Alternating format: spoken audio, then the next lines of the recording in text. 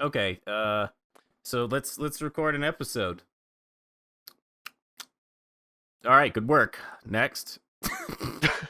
Take it away, man. You're the first words. Yeah, yeah. It's just so much pressure every single time because I don't. Last time on Eric Hates Dragon Ball Z, Goku landed. Now we're here. It's really the only relevant thing. I mean, everybody got their ass kicked by the game. Oh, Goldo was there. There was Goldo. Goldo was awesome. I love Goldo. He's my favorite green guy. My favorite one. Piccolo? Really? Yeah. You're putting Goldo above I know, Piccolo. that's going to piss a lot of our fans off. That's going to piss people off that will personally come to my house and hurt me. You know what? Just when you firebomb my house, try to avoid my computer so I can at least make the apology speech that you want me to later and record it. In the ruins of your house, Yeah. there stands one solid desk of oak. It's not. It's IKEA plastic. Mine is too. IKEA makes a good desk. Welcome to Arcade's Dragon Ball Z. Sponsored by IKEA. I'm Spencer. I'm John. I realized that because we're recording this separately, we could just take the clip and just move it over just a little bit. Tuck it under, yeah. Today we'll be going over episodes 66 through 70 of Dragon Ball Z. Execute episode 66. Holy shit. Did you know you were going to make that no, joke? when you that said is it. Gorgeous. When you said it, I was like, oh, oh, that's a thing. Now it's my time to shine. Just wait till we get to episode 88, my friend. Wait, what do you have for 88? Oh, you'll see. Okay. Oh, episode 66. The American title is Goku's New Power. The Japanese title is Uncommon Strength. Son Goku, the legendary Super Saiyan. Nope, not joking. That's what the title is. Did we already do this episode time? Isn't there another one where somebody's the legendary Super Saiyan? I think there probably is, yeah. Episode 35. I mean, anybody who knows Dragon Ball Z knows that Super Saiyans exist. That's like... There's probably one guy, we'll call him Billy, who's never seen the show before. And it's like one of those things where you want to ask and you want to get into it, but it's just been too long. I guess that's true. You're scared it's like, I've never seen Doctor Who. Oh, fuck you. What the fuck? That's Billy! That's Billy's problem! That's what he's scared of. Is exactly what you just did to me, yeah. Yeah, and we're here to tell you that that's what's going to happen to you if you don't keep listening to this podcast, but we're here to help you. That's right. Don't be a Billy. Yeah. At least be a Ted. Wait, do you want to get into Dragon Ball Z? I mean, Doctor Who? No. But when people say, like, because it's the same thing, it's a massive undertaking. Like, I'll listen to a Frederick despises Doctor Who. But, like, I don't know what the fuck TARDIS is. I don't know what the fuck a magic screwdriver is. Whatever it's called. I don't know any of... And I can see you're, like, clenching your jaw. You're like, No, it's fine. We're We're still friends and everything's cool. I believe you. I totally believe you. Anyway, Goku finally lands. Oh, I didn't get a title. I forgot. Oh, yeah, go ahead. That was my title. It's Goku finally lands. God damn it. That's all I had for this one. My title game has been shit over the past little while. It opens on King Kai's planet, actually. And King Kai is like, hey, Goku's finally landed. He's going to be able to save everybody. And basically, King Kai does the previously on. And then it cuts to Namek, and it re-shows the Goku landing sequence. And in fact, includes a flight safety recording. Oh my god, which is great. It's amazing. Which is a computer female voice, and I really have to... I don't know how Dr. Brief does it, man. He's a genius. He's a genius. Absolute genius. There's a line that the computer lady voice says, "Passengers are free to move about the cabin," which is a normal thing that you say on a flight. But Goku's been doing that the whole fucking time. Yeah, so he does not buckle his seatbelt. The safety belt stays unbuckled. Goku needs to get 1 million space tickets. Oh, space tickets like police tickets. Yes, right. Not like to go see the space show. Yeah, I can see where that would have been confusing. Or fly in the spaceship. Yeah. Also can see where that got... I'll just cut that out. Now I can't, because I've talked about it. Now I can't. Made a joke out of it. Now it's permanent. So his friends that are dead, almost, Krillin, Gohan, and Vegeta, who have been beaten to crap by Recoome. They did okay, but not good enough. They are talking as Goku's ship's landing, and they're excited, and they're like saying things as if it landed right in front of them. I don't think it landed right in front of them. No, it really didn't. But they keep looking at it like they're looking at the television screen. Like they're looking at you, the viewer, but they're looking off in the distance as if the spaceship was right in front of them. It's weird. I don't know if they knew where Goku landed, but they couldn't make up their mind about it. They felt it? No, they couldn't have known, because the next thing that happens... No, they felt his power. Is that it? Did they feel his power? Because I don't know. When he actually arrives, they're like, "Oh, it's my dad. Oh, it's like, yeah. How did you know?" Anyway, I don't know. That kind of thing has happened a lot, though. Yeah. They just have it's Namekian temporary amnesia, but which does happen actually quite a few times in the upcoming episodes. Yeah, it's littered with it. When Goku actually steps off the ship, though, the music does kick in with this nice little piano cue. It reminded me of the Master Chief reveal on the original the Halo 3 trailer. That's weird that I thought the exact same thing. Actually, there's a couple more like little music cues where I'm like, that sounds like this other thing. Let's see. It was really great. I very much enjoyed that. Mm-hmm. Yeah, he steps off the ship and immediately assesses the situation with his extrasensory world projection powers that he now has. He steps off and he goes, there's the biggest power. There's the next biggest power. Where's my friends? Oh, there's a bunch of weak dying powers. That's them. And in case you haven't seen the show yet, he says, "Man, I hope training at X100 gravity for the last 6 days as I was on my way here from a planet called Earth that I live at pays off, and I'm able to beat these monstrously powerful foes." I hope that makes me 100 times stronger than I was. So he wraps himself in Kaioken energy and explodes over to where Team Earth is. Yeah. Oh my god.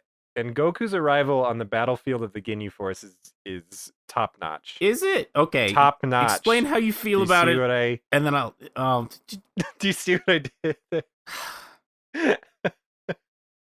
You want me to still be on this podcast? He gets apparently at this point I'll just make jokes myself, so that's fine. No. That's fine. Yeah, just you and a camera. Am I right? Yeah. Me? Yes, I am. Yeah.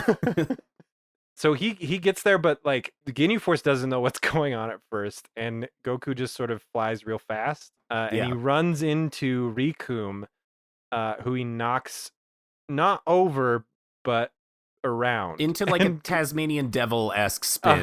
The Tasmanian devil spin, and he kind of spins around like a top for a few minutes while they're trying to figure out what the hell's going on. Yeah, it's really my only problem with this. So his arrival is top notch, and I've also noticed that the art, specifically at the beginning, top notch art. When Goku's stepping out of the spaceship on Namek, there's nice light rays, and it's a really detailed drawing. And the music supports that very, very nicely. It feels like a moment. Yeah, it's a real moment. Until it throws a bunch of the cartoon shit there, like the spinning of Recoome, and then Jason and Berter's faces are weird, but the music is still badass, and he's going to save his friends. And it reminds me so much of when I'm writing music for Tales of Nowhere, and you make a joke right in the middle of one of the fucking, I'm trying to make this moment really like, but then you make a joke, and I'm like, shit! Now I can't do that. Yeah. Now you know how the voice actors in Dragon Ball Z feel. Yeah, but they went full bore with the heavy music. They didn't like pull it back during the comical moments at all. They just like, this is intense and you're going to like it being intense. Maybe there's a lesson in there. I guess there is. Goku appears to everybody and he's like, "Oh no, my friends are dead." He turns to Krillin and says, "Krillin, I brought a surprise. I'll be right there." Yeah. And then he takes his surprise out, and it's sensu beans. I know. I was gonna continue on talking, and I realized what a disaster that sentence was, so I just sensu beans right in there to. That was good save. He put the sensu bean in Gohan's mouth because Gohan's really badly hurt. Yeah. Before he does that, I notice because there's the argument Goku's a bad father. He's actually being really nice and gentle and kind to his son, and you can tell that there's affection there when he leans down and holds Gohan's, like, basically broken neck. And actually, they say he broke his neck. Somebody says that his neck is broken. That's right. So he's like, "Oh, I hope you're okay. You're going to be okay. It's going to be fine, son. You're doing great." Like, he's being really encouraging and nice. And I was like, "Oh, that's awesome." I do agree that this whole scene is really good for Gohan and Goku.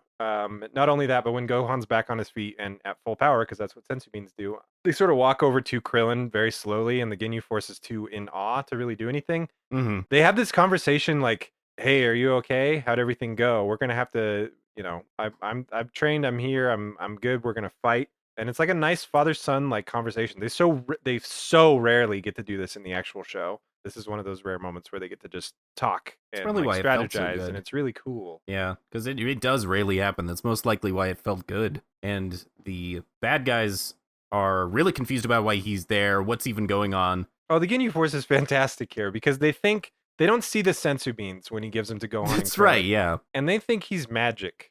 They just think he's like some kind of Jesus figure that is resurrecting these bodies. Yeah. They say, who is this guy? It's like he just touches them and they're healed. Yeah. Mm-hmm. Krillin attempts to catch Goku up on the last 30 episodes of content, and a weird thing happens. And it's really weird. Yep. Goku does a Vulcan mind meld on Krillin. And it gets worse. It starts weird and it gets worse. He's done this before, though. Has he? Yeah, everybody, we talked about this. When he arrived from Snake Way, he's like, let me just read your mind. Boo! Oh, okay. And then Guru does it to Krillin also. Let me read your mind. Boo! Oh. That one makes a little more sense to me because he's a guru, like he's a, mythical figure within the whatever. Sure. Yeah. He's an alien. I guess Goku's an alien. Shut up, John. It doesn't make sense when after that happens because it exists just to catch Goku up to where everybody else is. Yeah, but in this weird situation where like, okay, there's a show on the internet called Red versus Blue. Yeah. And they decided early on that if the audience knows something, all of the characters know that thing. Okay. So it's way easier to catch the characters up because if the audience knows, there's no use explaining it. Right. Unless it makes for, dramatic tension or whatever. But if they're like, there's no reason they shouldn't know, they know. Mm-hmm. And that makes things so much easier. So the show's trying to like work in a thing where it makes sense that Goku knows everything that's going on, but it really just results in confusion and several plot dumps that don't need to be in the show. Yes. Like the next line is Krillin asking, how did you do that? Mm-hmm. And Goku says, I don't really know. This is my first time. That's not even true. He's done it before. Yeah. And it tricked me because I didn't remember the stupid part in the Saiyan saga, but he just lifts weights a bunch and then like he says he like feels it, like he felt it when he was training. When I stepped out on the ship, I felt yeah. What did you feel? No I've idea. never woken up and then been like, I know that I know how to play the banjo today. I just know. I just figured it out. Did you train in 100x gravity for 6 days? That's probably what it is he stepped out of the ship and his brain has been severely damaged. He has brain damage at this point. And so he thinks he can read minds. And he walks up and the screen fills in like with images from the actual show. And I have to believe that he never uses the mind reading ability again because it's so overpowered and dumb also. It's a shoehorny, there's a writer's term for it. One of those trope things. I could go on TV tropes and get lost for hours. I can't remember. Yeah. Mm-hmm. Yeah. Me too. But there is a section for Dragon Ball Z, and I am 100% certain that it's in there. Oh, I forgot to mention when Goku throws the sensu bean to, I think it's Krillin. It might be Vegeta actually, because Krillin and Gohan catch up for a little bit. Goku does the mind reading thing, and then Goku's like, "Hey, check this out!" And he chucks the sensu bean over to Vegeta, and Krillin and Gohan are like, "What?" Mm-hmm. But in my mind, it makes total sense, and I really wasn't that concerned about it. But when he does that action, he does it through Recoome, and Recoome looks at the bean and he tries to snatch it out of the air with his little mouth. Yeah. He goes, "Wow." And he misses it. He doesn't get it, but he doesn't try to grab it. He just tries to get it with his mouth. He doesn't like run or put his hand up or use any other part of his body that is freely available to use. No. He just tries to nom it. Which is accurate. I'm not blaming his character. Yeah, it's totally, I just am making an observation. Yeah. It goes through his mouth because he doesn't have any teeth. So he gets his mouth over it, but there's gaps in his mouth when his blast came out. Yeah. If only he had met with his good dentist. That's right. So it's weird that the Ginyu Force hasn't done anything at this point because they are sort of letting all this happen, but when they get a read on Goku, he's sitting at a comfortable 5,000 power level. Yeah, which is still like that's it. Over 10 times as powerful as he was at the beginning of the show. But Yep. the Ginyu Force is not concerned at all with a latent 5,000 power level. That's Yeah. it. It's so pathetic that when Goku steps up to Recoome, Recoome flips him off. Oh my god, and Vegeta acts like it's the biggest insult in the world, despite having done the exact same thing to Krillin. Yeah. Mm-hmm. Yeah. Vegeta might have picked it up on Earth, but what's your explanation for Recoome, Toriyama? You just think that was funny? You're just going to destroy the entire continuity of your show? That you shoehorned mind reading in to circumvent viewer confusion, but you can't figure out how Recoome learned that flip-off maneuver, can you? No. No one can. It doesn't make sense. It doesn't make any sense. This is one of the things that makes defending the show sometimes so difficult, because it doesn't make any sense a lot of the time. Yeah, you can pick it apart. There are arguments to be had. Yeah. Just because I'm enjoying myself doesn't mean I don't see those. Right, yeah, exactly. You just kind of learn to live with it or ignore it, or you yell at it a lot like what we're doing, and then you move on. I mean, I thought it was hilarious. It's a really funny haha moment, because it comes out of nowhere, and Recoome is just so adamant, and Vegeta is so insulted. Yeah. It lands very well. Maybe Recoome is human. Is blasted off into space. Oh, I like that, actually. He's the opposite of Superman. He's his parents from Earth put him in a test rocket and sent him off of Earth. He landed with the Frieza Force, and Frieza's basically Ma Kent. Oh my god, I would absolutely watch that show. If they did like a live action version of that. Oh, that'd be fun. That would be a good show to make a live action version of. Recoome. It would just be called Recoome. It would just be called Recoome. Oh my 100%. God. Recoome is in a sympathetic light in that case. Yeah. Because he's remembering his origins from Earth when he flips off right before he dies. Spoiler alert. That's right. If you didn't know that this big douchebag was going to die, you haven't been paying attention. You haven't lived. Inexplicably, it cuts back to Chi-Chi and Dr. Briefs and Bulma. And Chi-Chi's like, I blew up a spaceship. I want to talk to my son. Get the satellite up and running. I want to talk to my son because I blew up a spaceship. And Dr. Briefs is like, okay.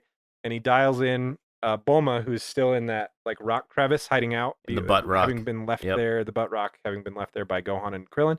She receives the call. She's super happy to hear from Dr. Briefs. She's like, oh, where's Goku? Because she doesn't know that he's landed. And she starts yelling at Dr. Briefs about being scared and alone on an alien planet. And Chi-Chi yells at Dr. Briefs about not being able to talk about his son. And he says, I'm trying. I'm being yelled at both sides. And I felt so bad for Dr. Briefs in that moment. He continues to be my favorite character. He handled it pretty well. Like, I'm pretty sure this is not the first time he's run into the situation with these ladies. Oh, yeah, 100% not. Yeah. He has these people in his life, and you just got to deal with that one day at a time, There's there's a lesson in there for all of us.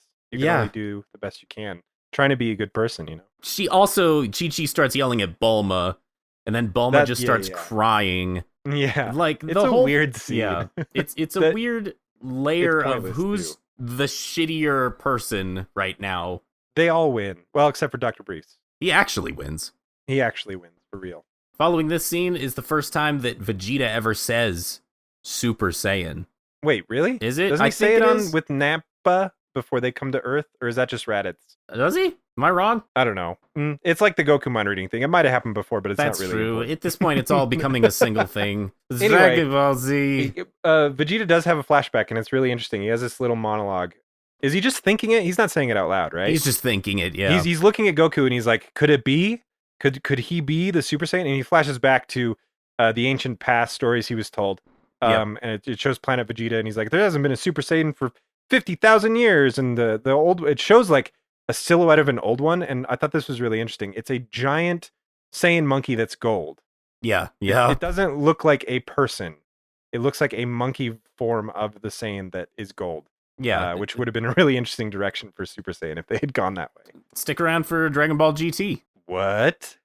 Ooh, this sounds intriguing. Yeah. All I know is about Dragon Ball GT is Gohan's kid, Goku's a kid, Vegeta has a mustache. That's all you need to know. That's it. Those are all the important details. So, done.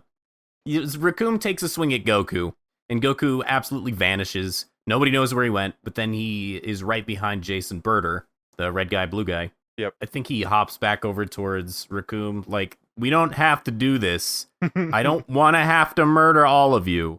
And Recoome says, all right, look, I got an amazing move. I hope you're ready, Chief. Hits him with the hard Chief, which, Recoome means business. That's like when Goldo is using his mind bind. He's getting serious when Recoome says Chief. Yeah, this episode should have been called Recoome's Chief Usage. Why don't you come up with titles, too? You should. I don't know. It's like halfway through the episode. Yeah, so we could, we should change things up. We're in charge of this stuff.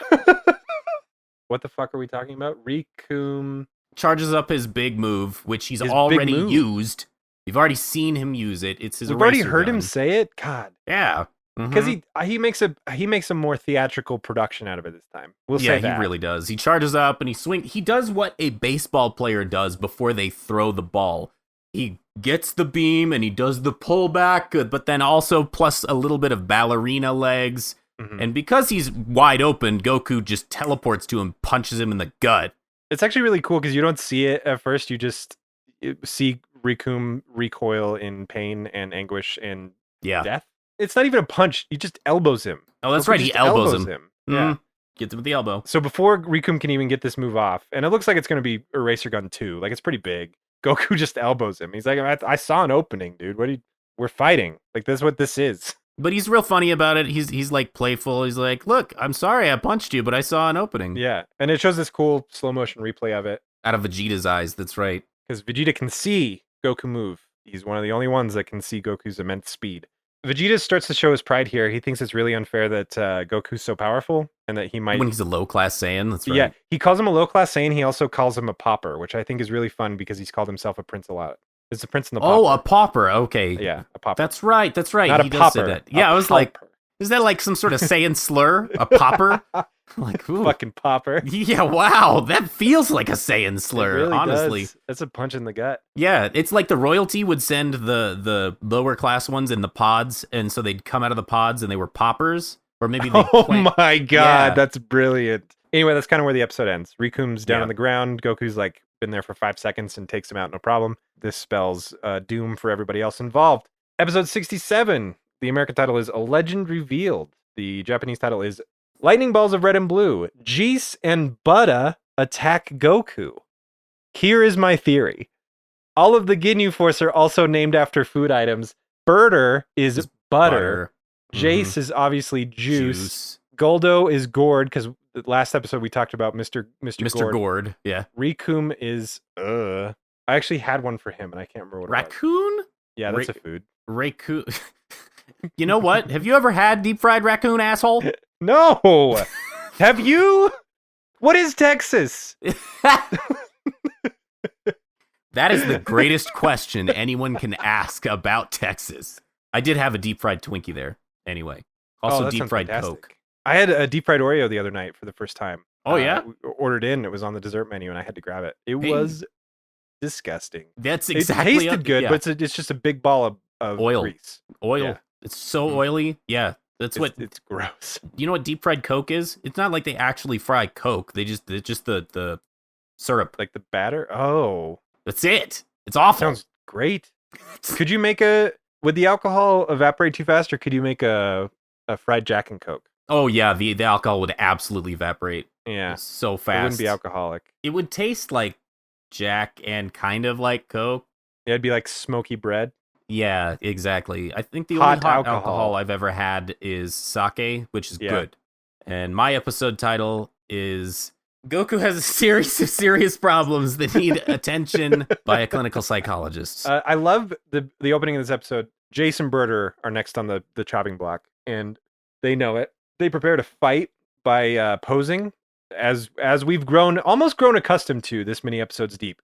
And we're reminded, thankfully, by Goku, who says what we were all thinking originally when this started, which is, do you want to dance or fight? Oh my God. I'm very happy he said that. So Goku doesn't take their posing very, very seriously. It's fantastic. Which we'll get to in another episode later on too. But a note on the dancing. The art in the beginning of this episode is really meh. It's really bad, actually. I noticed that there were some shots that were like, you could tell that the B team was on it. And I'm thinking to myself, for the first 4 or 5 minutes, where is their fucking budget? And then the Ginyus start doing really impressive high frame choreographed dances, and I'm like, oh, there's the money. That's where it is. They dumped all the money for this episode into the dances. They did those scenes first, and they had to just pick up the pieces where they could. Yeah, So Goku's standing there. Jason and Berta decide to attack, and they just start launching these attacks by flying through the air and shooting energy balls of blue and red. Goku doesn't even acknowledge this like Blue Angels show that's happening all around him. He just stands stoic as ever. Yep. And I really wanted him to clothesline one of them, like really bad. Oh, that would have been so goddamn Would good. have been really good. Yeah. What he does do is nothing, but it's great. Is it nothing?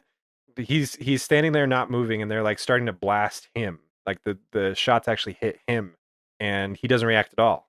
The blasts go through him. What's going on?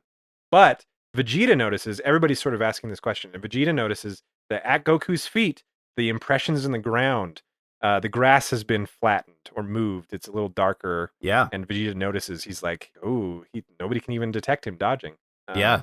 Which is pretty neat. Another instance of showing, not telling, because Vegeta doesn't say he's moving faster than the speed of light or anything like that. Yeah. They just show the impressions on the ground. Yeah, it's really cool. And you Awesome. see Vegeta seeing them, and it shows you all you need to know. It's very cool. Jace throws out a one-liner. Also very cool are some of the quotes in this episode. In Jace's one-liner, well, go ahead.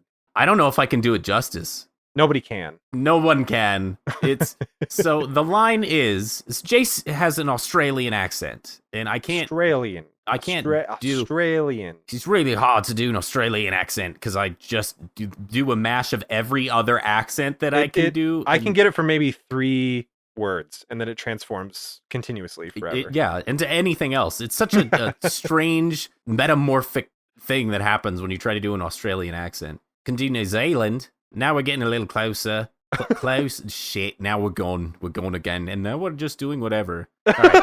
There it is, right before our eyes. The line is, I think it's time to throw some pain on the Barbie. How does he know any of the context to make that work? And also, what a horrible line. Yeah, it's... Some pain on the Barbie, John. Like, I know this is a podcast, but I hope you can hear the sound of me putting my head in my hands. Yeah. Because, he's face-palming hard. I... The pain on the Barbie. It's not the worst line that they have. It's not the worst line that Dragon Ball Z has. That doesn't mean it's not the worst line. It's okay. Yeah. yeah, exactly. It's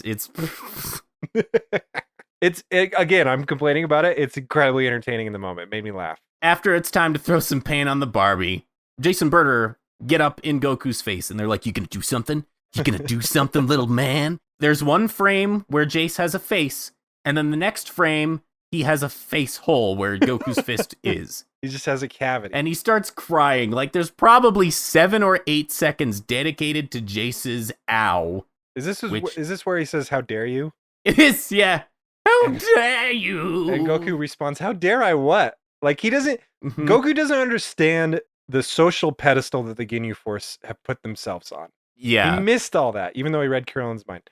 He doesn't get it, and he doesn't care. He wants to fight. He just wants to fight. And then Goku just yells at them and blasts them back in a pretty iconic shot, actually. Holds his arms together and then just spreads them apart, and they go flying back. Which is really cool. And then Krillin says, he just channeled his power into some sort of blast, which is the entire premise of how fights work in this show and has been since episode 1. I didn't even catch that, but now that you mention it, come on, Krillin. It's incredible. It's You've such all a good done line. You've all done it. He knows how to do it. It's not that impressive anymore. Cuts to Frieza flying towards Guru's house. He's on his way to get the Dragon Ball password so that he can summon the Namekian dragon, get his wishes. Yeah, I think this is the point where Dende's with Guru, and Dende's like, man, I wish Nail was here. Yeah, basically, yeah. And we don't know where Nail is at this point, because last time we saw him, he was going to leave with our heroes to help defend Namek. Yeah. And then the next time we saw him, it hasn't happened yet. Like, he just vanished. And so he's on neither side. He's not protecting Guru. He's not with our heroes. We don't really know what happened to him. And then it cuts to Ginyu back at Frieza's ship with the rest of the Frieza Force. Oh my god. He's alone there. And apparently he just spends his free time training new recruits to pose with. He's like going over all these different poses and making them pose together. And he hands out pieces of candy to the winner, to the one that poses the best. Yeah, just a tiny little caramel. Yeah, that he just has somewhere in his armor. And I love that the rest of the Frieza Force is as confused as I was about this display. The only people that take the Ginyu Force seriously are the Ginyu Force. It's incredible. And somebody poses bad, and Ginyu just kills him. Like, he just throws him across the planet. Yep. And so not only does he spend his free time, like, finding replacements for his dead force if they die, because he doesn't want more than 5, so he's just finding possible replacements, but he kills his own people. Frieza Force and the Ginyu Force are the same people. So why would he unstrengthen his army? I don't understand Captain Ginyu. I don't know how they functioned as a military. Yeah, up it to doesn't this make point. any sense. One of them accidentally touches a Dragon Ball, and then Ginyu just fucking throws them. Yeah, oh yeah, that does happen too. He's essentially an insane high school theater teacher. Oh my god, that's exactly who he is. He's purple, horny, high school, freaking different, and let's choose different words there. What other characteristics would you use to describe that character? Physical characteristics, I guess. Wrinkly, throbbing. What else? What else you got? Penis. So it cuts back to Chase and Berter fighting Goku. They like do this weird thing that I think dogs do sometimes, where they run up as if they were getting ready to attack, and then they stop before they actually make contact, and they back up, and then they go again. Like, they refuse to make contact with Goku. They won't punch him or kick him. They're playing You Can't Touch Me. Yeah, exactly. That's what they're doing. They start punching him and kicking at him, but then their hits are completely disappearing through him. It doesn't make any sense. I want it known that Goku right now is more powerful than Ultra Instinct Goku. I know that that's like a thing that happens way later, and I don't really know who that is, but he literally doesn't move, but he's dodging every hit, and he's not moving at all. And he's just insanely, like, I don't know that he gets this powerful for a very long time again. Yeah, so let's all remember. Speaking. Yeah. I mean, like, I get it, powerful, as in you get to kill the big bad guy, but the fact that nobody can even touch him is just absolute insanity. And not even that, he just doesn't, it doesn't look like he's moving at all. Does the show really need to hammer in any further how strong our main man is now? No, because they're about to backpedal, like, severely. Yeah, they are. It's just for this episode. So the red guy, blue guy decide to do the purple spiral flash attack. Oh my god, dude. Like, this gave me the best idea for a Dragon Ball Z video game that has never been done before, which is you pick different characters and they all have Chrono Trigger style combo moves they can do together. So every different combination of fighters can do different moves together. And so you just pick like a team of 2 or whatever, and then you have all these fun like fusion moves that you can do. Not fusing together for one character, but just like combo attacks. Wouldn't that be fun as hell? Yeah, that would be pretty goddamn great. How have they not done that before? Because the amount of moves that they'd have to come up with is fucking ridiculous. Yeah, but if you had started in like the Budokai era, you could have gotten away with like 10 to 12 different characters and just, set the pool really small. The goalpost has obviously moved a lot further now, but like that would be insanity. That would be so much fun. I don't know, take that idea to Toei Entertainment. Yeah, to Bandai Namco. I always say Banco Namdai. I know that's wrong. Namkai. I'm surprised they don't have one that you can create your own moves in. I don't even know how they would do that, but that sounds amazing. Like where you could at the very least, like change the color of the beam and name it, and then pick a couple of directions. Because it's like exactly the ones that are customizable. I feel like are just full power energy blast. Yeah, what? Like it's not even fun. Like no, yeah, be able to customize your energy color, be able to customize the look of whatever comes out if you're firing a ball, an orb, a spiked thing, a star. Oh, like a shapes. Heart. Dude, yeah, that's so simple, but that would be fun as hell. If I could hurl triangles or like pyramids at people, hell yeah. And you can make it multi-stage, so like the first stage, teleport in front of them, teleport behind them, teleport here, XYZ, whatever. Oh my it wouldn't even be that difficult once you make the framework for it. Yeah, it's just having this custom like shuffle deck of uniqueness. Yeah, shit, it's a card game now. Oh man, Mind Blast is this. It's a card game, and you get to put your hand together into a special move. And then at the end of every turn, they attack, and it does the cards. Oh my god, that's like a 90s commercial. My attack is this! Yeah. And you show all the cards? Holy fuck. And you could color the cards differently, so you could like combine an energy blast with like a poison maneuver, and like And so different combinations of cards would do different things. That's right. Holy shit. Wow. This is not a bad card game, honestly. Why aren't we making this video game right now? What are we doing? Oh yeah, we're talking about Dragon Ball Z. So anyway, cut back to Goku and the red and blue team, they're just not doing anything with the purple spiral flash. The purple spiral flash attack is cool looking, and I'm honestly surprised that the show hasn't gone back to this well. Just as surprised as the video game thing. I'm surprised that they went fusion for characters before like fun combo moves. Because Birder and Jace both do individual attacks that like mix together into a more powerful move. It's cool. It would be awesome.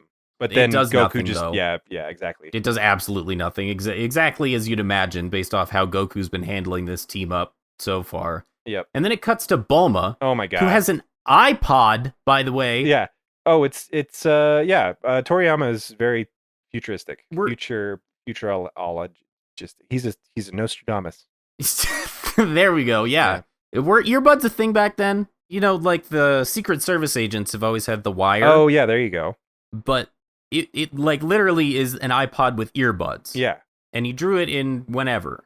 Yeah. So a long time ago. He just knew. He just knew. Well, and she has like an 80s style television that has rabbit ears, so he didn't catch everything. That's true. But the TV's getting no reception because of course isn't. They're on Namek. But yeah, she's got all these creature comforts that she's presumably busted out of capsules for some reason. So of course she has that stuff. Yeah, of course.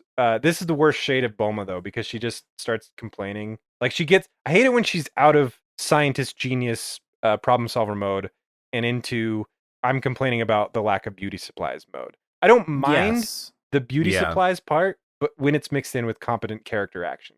She's doing nothing because they don't have anything for her to do. They just want Goku to fight more, but they got to go over to Bulma. I've seen a lot of people complain about how Toriyama writes female characters and the lack of female characters, specifically in Dragon Ball Z.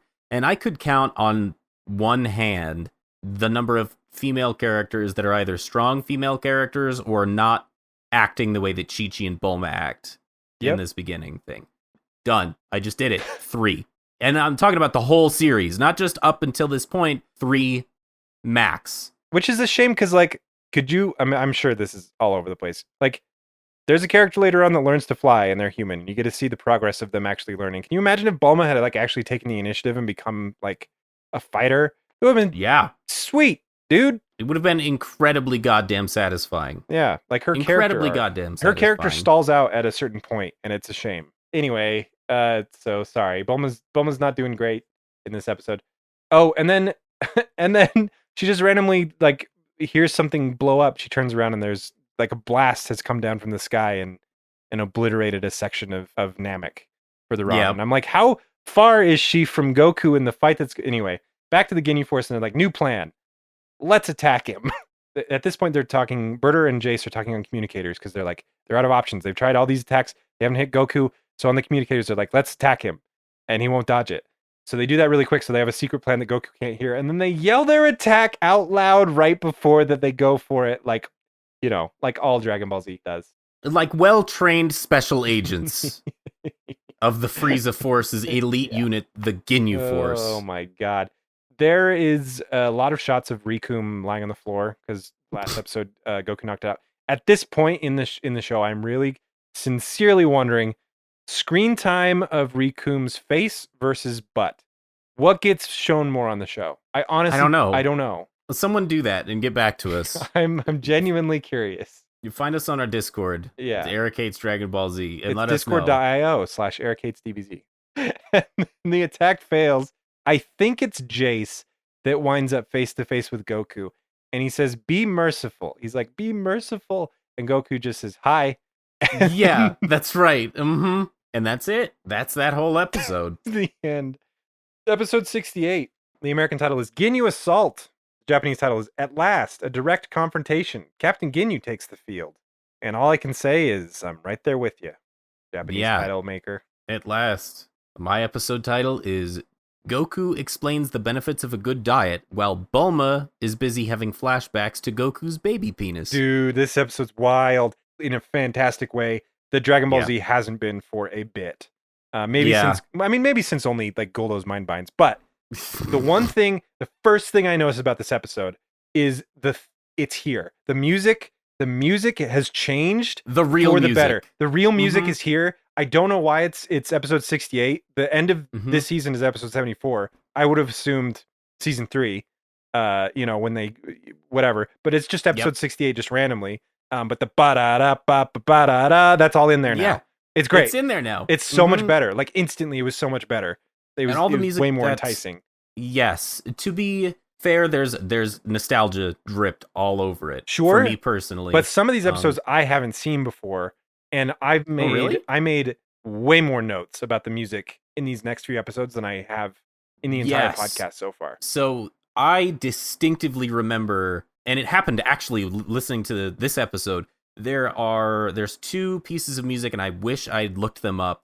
One of them gives me chills every time. There's only a couple songs I that'll straight might up know actually, one of the ones that you're talking about. Yeah, there's only a couple that'll straight up give me genuine physical goosebumps when I hear them or think about them. One is Duel of the Fates, John Williams.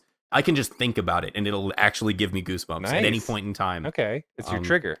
It is. It really is. It's your ASMR trigger, not the. Another one is one of the songs that's in this episode, and I don't know what the name is, but I'll look it up eventually. But it's good. It's amazing. The music is fucking amazing. They really stepped it up for this next section. I don't know what the change was, but whatever it was, kudos to the American localization team because it's awesome. Your title happens first, I am guessing, because Goku explains the benefits of good diet. Yes. Because my first quote is, "It must be my diet. I eat really wholesome food." And I disagree with that sentence. Because just because you eat a carrot doesn't mean you can eat 5,000 carrots and be okay, Goku. That's not how vitamins work, really? It's not how vitamins work. You can die by eating too many carrots. Well, I don't know if carrots specifically, but there are certain vitamins you can eat that just kill you. It's an insane amount. Oh. Absolutely astronomical. But Goku hits it with a lot of the food. I've seen it. I've seen it. He does. He eats way too many carrots. He's gonna get keratosis. It's not even carrots. Everything. Yeah, everything. All food. He's gonna get rice poisoning. So I know he doesn't eat healthy. Anyway, continue. Mm-hmm. Goku. I don't mean to rag on Goku so much in this episode, man. He's pretty badass, but I feel like he just needs to be taken down a peg or two. Honestly. Well, I think that's what it is these episodes just show off how fucking badass Goku is. It's like Toriyama's jerking off to Goku in these episodes, and he's like, and then he just waves his arms and they go flying. It's the little kid thing that he has to win every fight, and he's Superman. That's what it is, and he's invincible, and he has a laser shield, and it's just like that. Like Goku's standing there, not moving, not showing any skill whatsoever, is insanity. Yes, that's probably what you're feeling. It's just so unrealistic-ish compared to a lot of the fights that we just had, where they were kind of even. Actually, well, and some of the fights we're gonna have soon.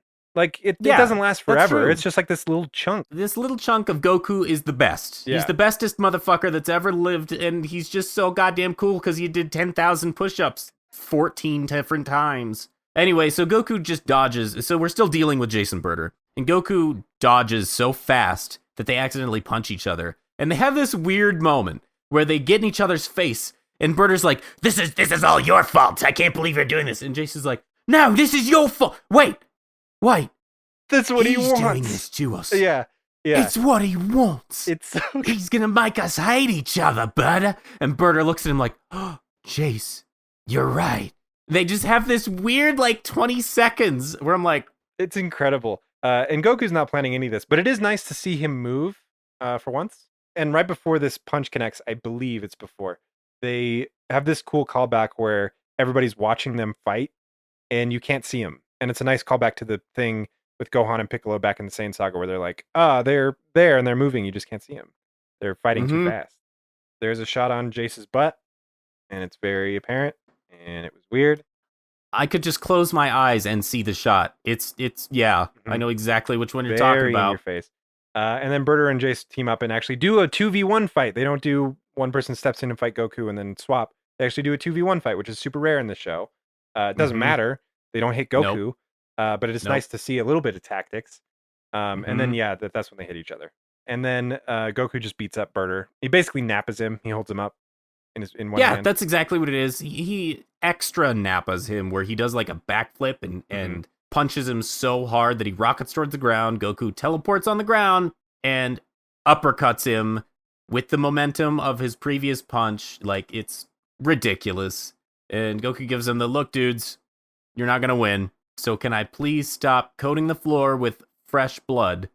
Burter's done, and Jace leaves. He's like, yeah, I'm going to just peace out. Oh my now. God. Jace finally, for all the people that Goku says this to, decides to take him up on it. And he says, now that's one bad dude. I'm bad, but I ain't that bad. Sometimes you got to know when to go, go, go. And then he takes off. Yeah, and then he leaves. He disappears. And then Goku says such a pertinent line here. Strong fighters, but with weak characters. Yeah, that's his analysis of the Ginyu Force. But it's because he didn't meet Goldo.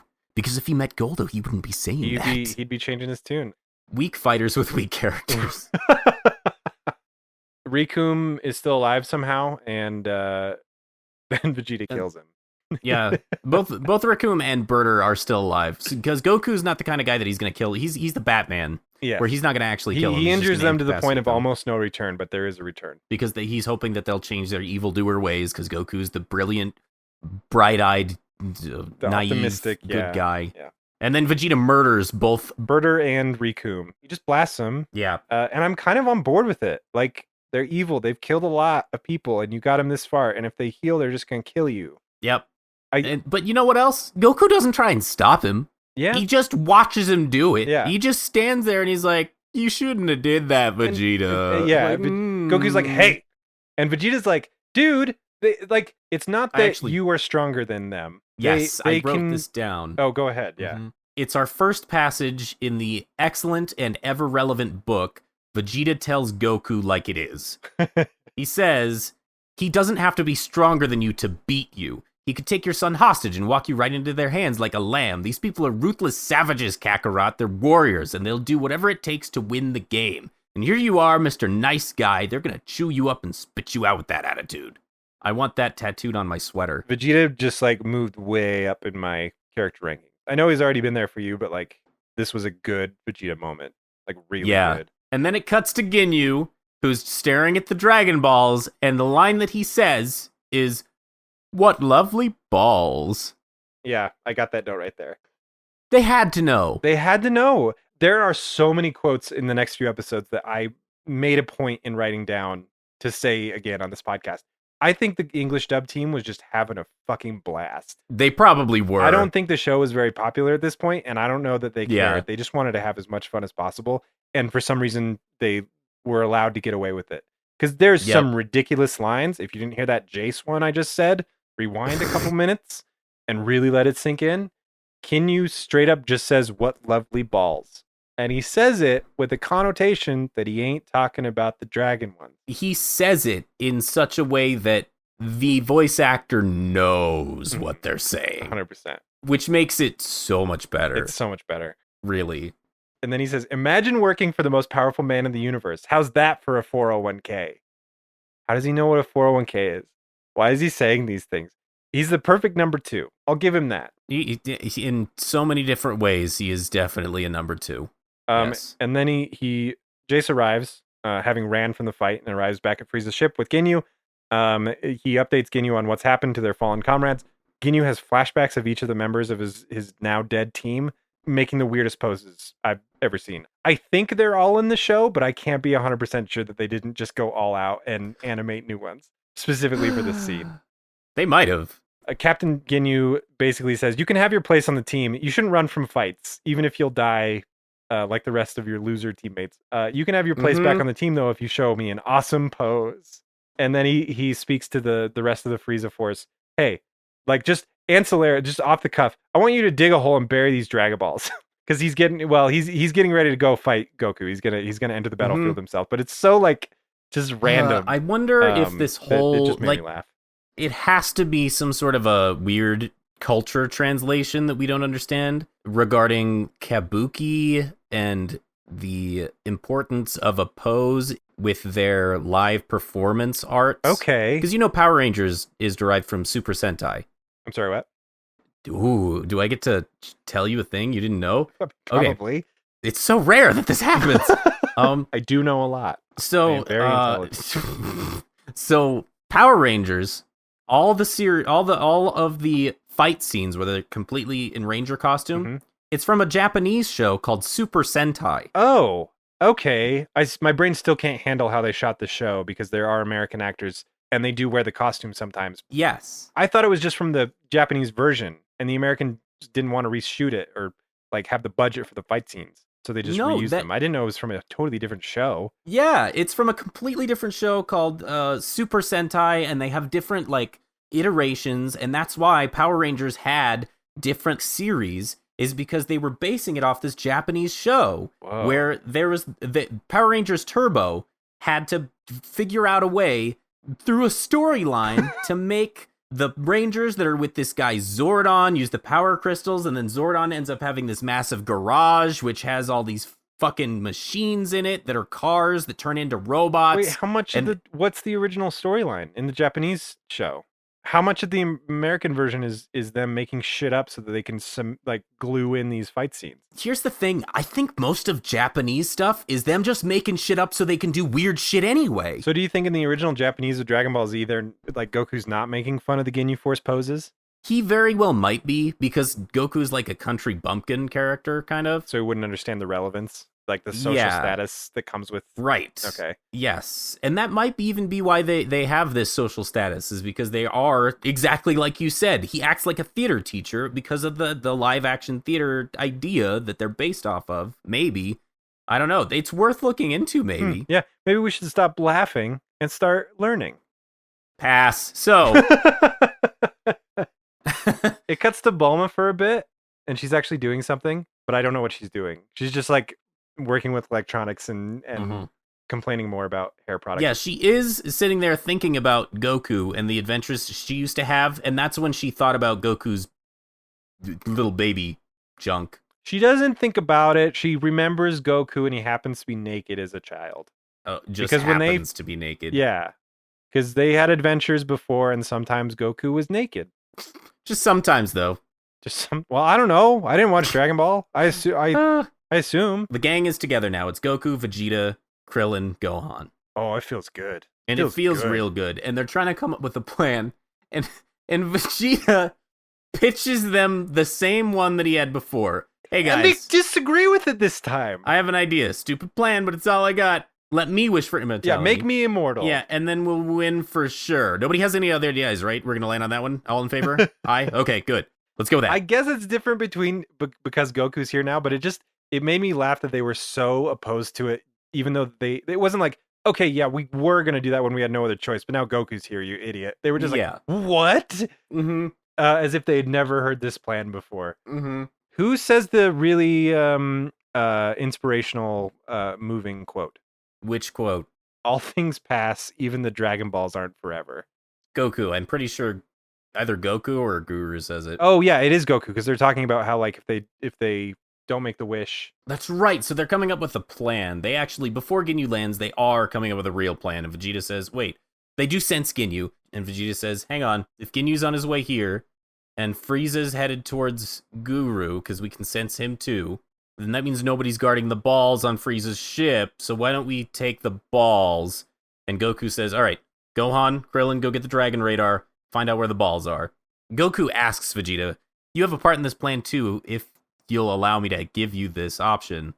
He's very respectful to Vegeta. Oh, he's so respectful, like weird, like that's got to be a translation thing, because that sounds weird in English.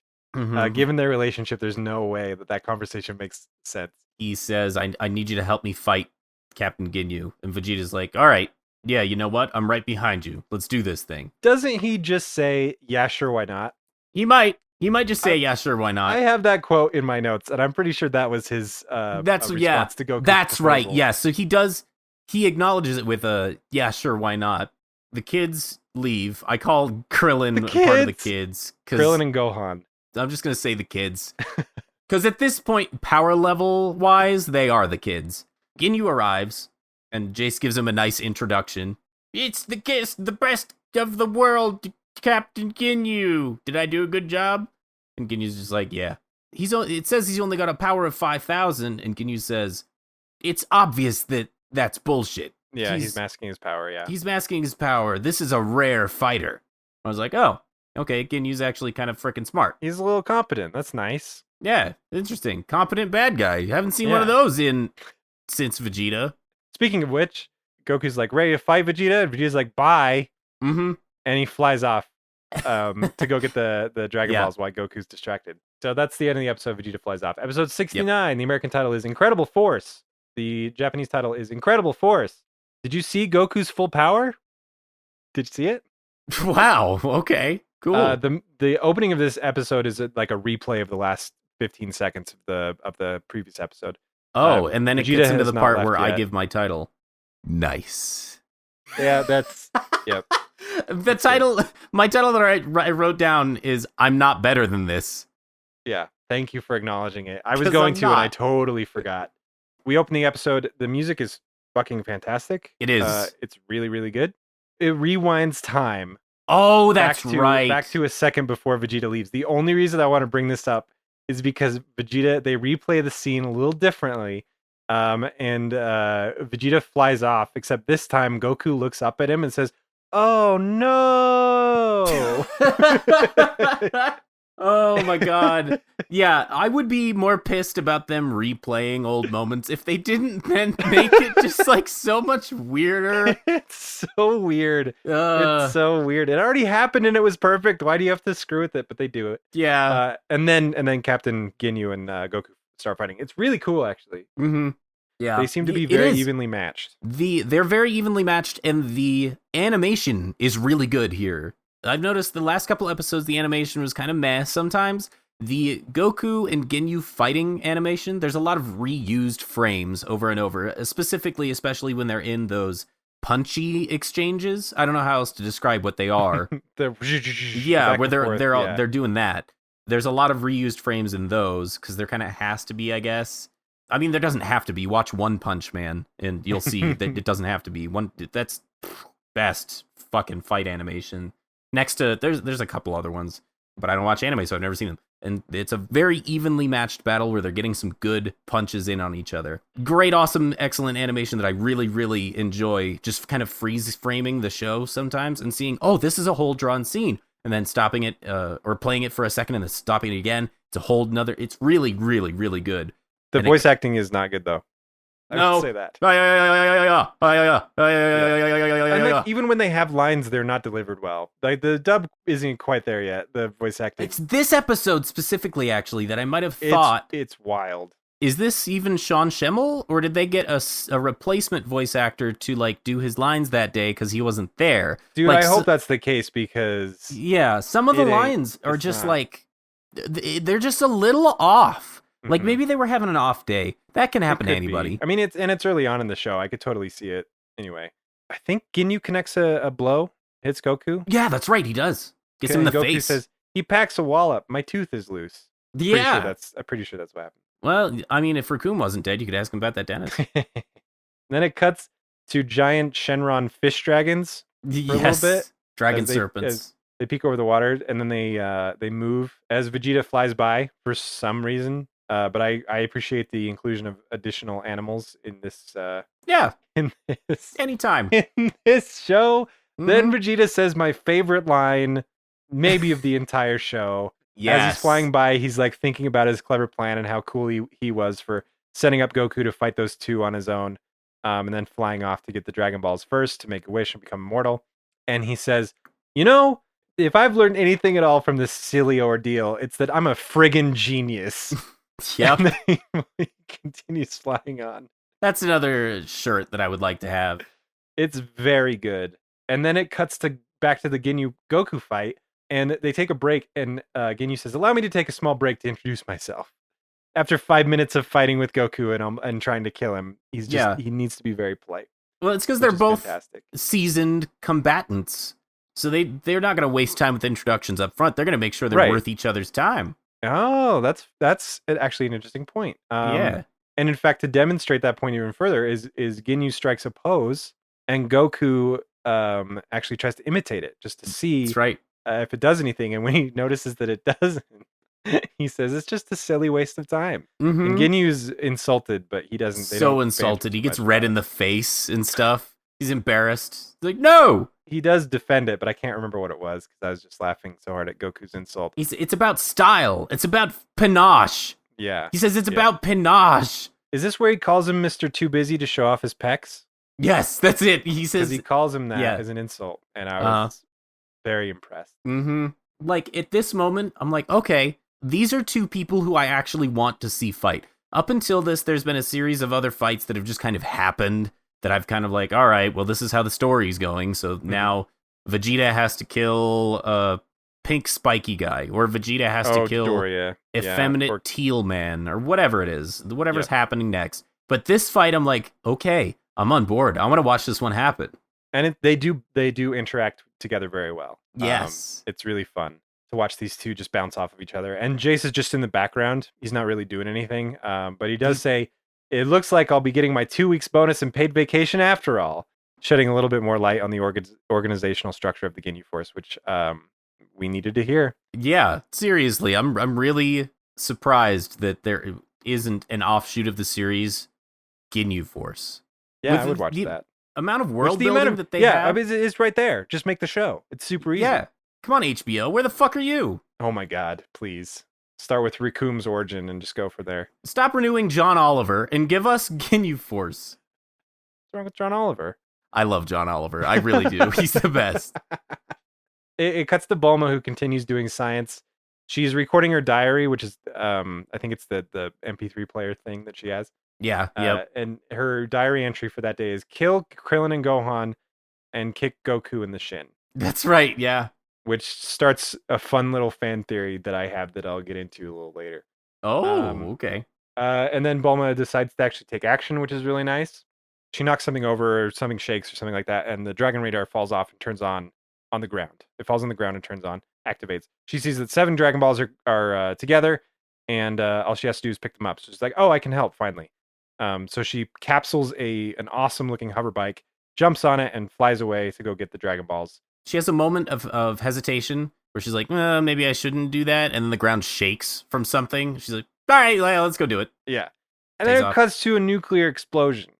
Oh, that's because before we cut to Bulma, Ginyu shares with Goku, I, too, share the coveted ability to raise my battle power at will. And he charges up and releases this big purple blast, which in the video games, I'm just quoting what it's called in the video games, the Milky Cannon. I knew you were going to say that. I knew this was the one. That's what it's called. I don't know why they call it that. Is it in the manga or something? Like, is it actually named? Because they do not say those words. But also, Vegeta didn't say burst open and mix, so I don't know. But they did do that in the Ocean dub. It's got to be in the manga if it's in the dub. Anyway. Yeah, it's Milky Cannon's around there somewhere. So anyway, it is a literal mushroom cloud nuclear explosion. Okay, cool. Because I missed that when I was taking a note or something. And it just cuts back to a nuclear explosion. I'm like, oh, cool. I guess they're still fighting. They're fighting at such a high level that Jace can't even keep up with how fast they're going. And then Ginyu, after some good hits between Goku and Ginyu exchanging blows, Ginyu eventually puts Goku in a full fuck Nelson because Jace throws this blast which distracts Goku, and he gets him in a full Nelson. So he's done for now. He's done. We all know Goku's dead. We can just turn off the show at this point. But then Ginyu lets Goku go because he wants to have an honorable 1v1. And Jace was the one that interrupted their fight. And he's like, no, don't help me again. I'm going to fight this guy. And so he says, stop playing around. This is going to be a conversation you'll hear about 70 different times before the show's over. You're not fighting at full power, are you? And Goku's like, you caught me. Mm-hmm. And he says, we go full power, stop screwing around. I've earned your respect, whatever. We'll both go all out. And Goku's like, okay. And I think why it happens 70 other times in this show is because of Ginyu's reaction when Goku finally decides to do it. I think he honestly, this one time, is doing it, going full power. And the lesson he learns from this fight will alter the course of his battle tactics until forever. Because as he goes up, he powers up and he keeps going, keeps screaming, keeps powering up more and more. Aura's getting bigger and bigger. And then you can see Goku's, Ginyu's face start to shift. He's like, oh, finally, somebody at my level. Mm-hmm. And then the scouter keeps beeping, going up and going up. And I don't know what the number was. I'm going to guess it's like 61,263 to 264. Like that was the bar. He freaks out. Yeah, he starts losing it. Goku is charging up, and you can see like the trees kind of sway, and the trees are giving off energy. And the camera pans out, and like the island that they're on is giving off energy. And then the camera pans out further, and the planet that they're on is giving off energy. Oh my god! And then it pans out further, and then there are multiple fucking planets start giving off energy. They're all just glowing and shit. I'm like, oh my god, this is another like 7-year-old telling a story thing. Yep, yeah, that's ridiculous. I'm totally on board for Goku having hidden his power from his workout on the spaceship. I'm fine with that. I don't love the dodging. I don't love the planets in the solar system blinking out of existence fucking because Goku unrealistically strong. So dumb. Schimmel yells a lot in this episode also, but it feels pretty well earned to me because of the effect that it has on the solar system. Ginyu tags Goku at about 100,000 for the power level. Roughly, he's continuing to climb though. Ginyu says, "This is completely insane. Welcome to Dragon Ball, dude." And he says something interesting right before the episode ends, which is, "I should have destroyed you while I had the chance," which leads me to believe that while Goku's not powered up, you can kill somebody easily. Like, yeah, even if they have a power level of, like, if they're not exhibiting the power level of X, they have diminished physical strength. There's a bunch of data actually for the scientific discussion on what ki and blasts are within these next couple episodes, and I want to bring that data to the table next episode. Okay. Of our show. Right. There's enough data the next episode of our show that I'm going to bring it to the table, and we'll roll out the scrolls and get the inkwells, and we'll sketch this Manchurian candidate. Oh, I'm excited. That's very exciting. Wait, what's it called? The Centennial Man? What's the guy who's doing the T pose? What's that called? Da Vinci's T pose man. Long hair T pose guy. It's the Vitruvian Man. I don't think that's it. Vitruvian Man? Oh no, you're right. It was T-Pose long hair man. Bam! Long hair T-Pose man. You're learning all kinds of stuff today, Spencer. It's a very educational podcast. Episode 70. The American title is Frieza Approaches. The Japanese title is What of the Battle's Outcome? Frieza's evil hand closes around the Grand Elder. Oh, wow. I didn't come up with a title for this one. So my title is Akira Toriyama would be the world's worst air traffic controller. I think I know why you called it that. The episode opens on the same scene. Goku's powering up and Captain Ginyu's freaking out. Jace chimes in and mentions that Captain Ginyu's maximum power is 120,000, and Goku just rolls right past that. He actually throws a little bit of a weird temper tantrum at first. As a reaction to Goku's true power level. He starts picking up giant boulders and throwing them and jumping into the lake and just diving down and jumping back up and just bouncing all around. And Jace is like, oh, he's just burning off a little steam. And which really sells your point that he's just a fanatical exactly teacher. Exactly. And this is the part where I'm like, oh, this is why Goku doesn't do this to everybody he meets, because this is what's happening. Goku finally stops at 180,000. That's what they tag him at when it's all said and done. And then it cuts to Bulma in maybe my favorite scene of her for the last, 15 episodes. Oh yeah, this is kind of nice. It's really good, and it actually, it's a payoff from the previous 3 episodes of her complaining. She stumbles on a Namekian village. We can't really tell if it's one we've actually seen before. She sees all the dead bodies of all the fallen Namekians, and she has a moment of oh shit, I didn't know that this was going on. I didn't know it was this bad. This is really terrible. And she approaches a fallen Namekian baby, a child, and kind of just holds them for a while. And she says, I was complaining about hair products, and this is what was going on. Man, we gotta do something. We've got to fix this. It's really cool. That's why I like Bulma. Very sobering. Right there, moment, that scene. Yeah. Superficial on the surface, but she's actually a good human being. It cuts to Nail, and he jumps in and visits Guru and says, hey, I gotta protect you. And Guru's like, no, you gotta go fight. Yeah, that's right. And Guru calls him, he says, you're a fine young man. Yeah. To his son. Which is really nice. Yeah. Nail calls Dende little brother, which I thought was kind of cool, actually. I mean, they're all family, but that was a nice moment between those two. Yeah, it for some reason, it didn't really click in my head that they're all really, truly family until he said that. And I was like, oh, yeah. Oh, that kind of makes all that feel way worse, doesn't it? Yeah. Frieza just has a grudge against this one family. Yes. Yeah. The way that Frieza sees it, they're all a bunch of country bumpkins. They're all backwoods hicks. they're just inbreeding essentially. Yeah, that's exactly what Frieza sees. A Guru unlocks Dende's power also. Yeah. Because why the fuck not? Why not? Yeah. Kind of like you got one rare candy left and you're about to face Lance. So you're like, all right. It cuts to Krillin and Gohan. They arrive at the campsite where Bulma was making camp. She's, of course, missing. But it shows a bunch of interesting stuff like moving boxes, like cardboard boxes that must have been contained in capsules. I don't know why you would do that, but... Oh, yeah. Did you see the picture of Yamcha? No, that's a neat little detail. So there's a picture of Yamcha that's like taped to the rock face, and it's got a bunch of darts in it. Okay. I did see the dartboard. I didn't make out that it was a picture of Yamcha. Yeah, it's a picture of Yamcha's face. That's amazing. I mean, inappropriate maybe, because Yamcha just died and Bulma was really sad about it, but apparently she's moved on to the point where she can throw darts through his head. I guess. Maybe. It's been a whole it's been a whole month. It's been a whole month, 2 months maybe. She's moved on. She doesn't cry every other episode or anything. Yeah.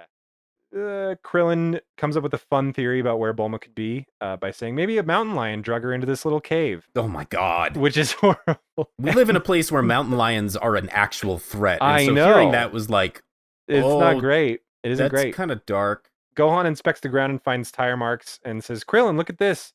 And Krillin bends down and says, oh yeah, some kind of hieroglyphics, huh? It's so good. No, Krillin. So they find out that Bulma took a bike and left, and so they decide to follow her trail.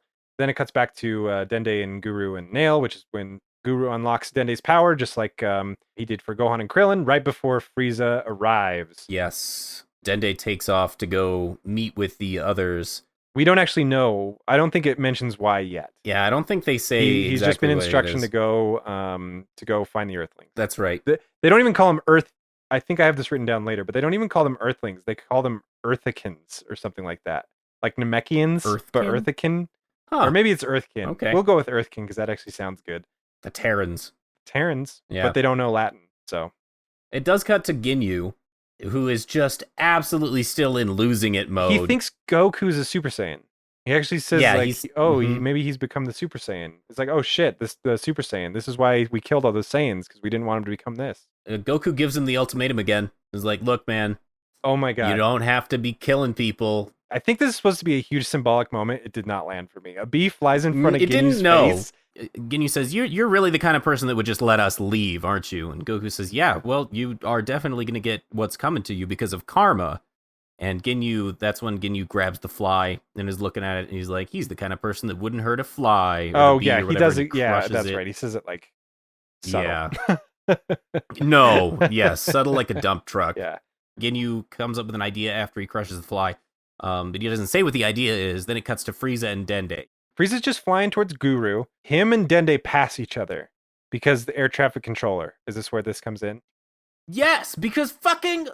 how the fuck do people keep passing right by each other? Is Namek a straight line? Does Toriyama not understand that just because you're making something, your art is two-dimensional, it doesn't mean when you're making your flight patterns, you can't use a y-axis. Is that what it is? It's the Namekian air currents. So you know how the trade winds and the different temperatures of water on our planet make it so that it makes logical sense for ships to go through the ocean a certain way? It's the same thing with the air on Namek. Obviously, that's what Toriyama was going for. Oh, yeah. That's why you can't use the other 359 degrees around you. No, it's a callback to colonial times where travel was much more archaic. It's the colonial, the farming communities and everything like that. He wanted to show that the colonization efforts, the impact that had on him and the trade routes that he used to take from Europe to America. There was a very thin, just a few miles wide lanes that these ships could take, and these powerful characters are in a way sort of a ship. Frieza and Dende pass each other in the air. Frieza looks at him and says, "Oh, kids these days are learning to fly at such a young age." And that's all he does. He just flies on. He kind of lets the young Namekian live. That won't bite him in the ass later. The door technology on the Namekian houses are insane. It goes back to Guru's house, and the door opens.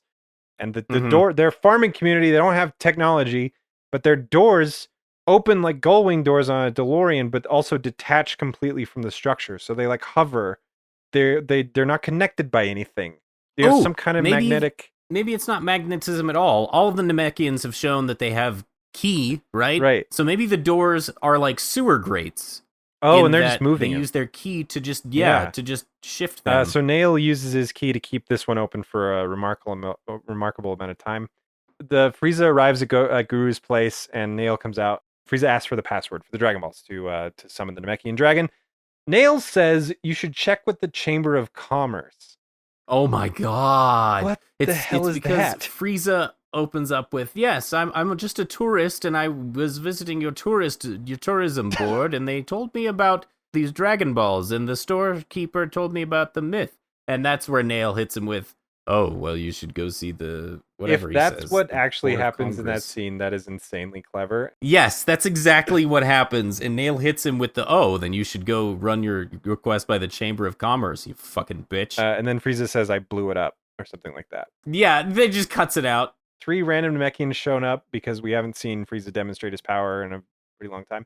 And Nail's like, "Please go away. Please leave. Yeah, please just leave. don't do this. And they're like, "Yeah, we're going to do this." Frieza's scouter is pretty cool. It like shows the power level of each person. It's pretty low, but it actually has an arrow pointing to where each of the Namekians are.